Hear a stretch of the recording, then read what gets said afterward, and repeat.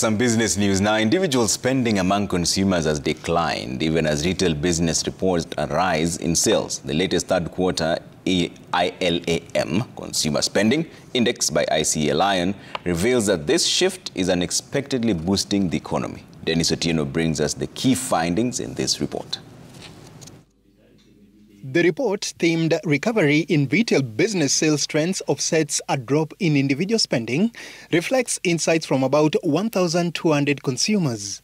Income trends show stability, with half of respondents reporting no change. However, 30% noted a drop, particularly in retail and wholesale sectors, while manufacturing and trade workers experienced income gains for the second consecutive quarter. The reason for that is that the real estate and construction sector is less seasonal than the hospitality sector, and I think that's what drives the stability of spending in workers in the real estate and construction sector in the third quarter of the year. Interestingly, 28% of respondents with income changes credited side hustles, pay rises or new jobs as contributing factors. And so it means that a lot more people are looking for alternative ways of supplementing their income to enable to ensure that they continue to maintain their lifestyles in terms of enhancing their spending. So certainly that's another very key development. Overall, 76% of respondents reported higher spending, led by workers in real estate and construction, where 81% increased their spending.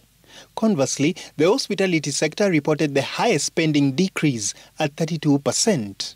To cope with rising prices, 29% of respondents have cut non-essential spending, 23% are dipping into savings, and 20% have reduced quantities of essential purchases. After a challenging second quarter, 60% of retail businesses reported higher sales in the third quarter, especially in Nairobi and Mombasa.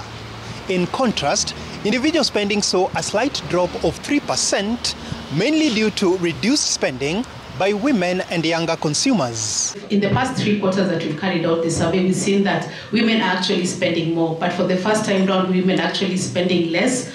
And then if you also look at the overall index, there's actually a little depreciation. More people are spending more, but there's a depreciation in terms of if you compare this quarter and last quarter. Dennis Otieno, Citizen.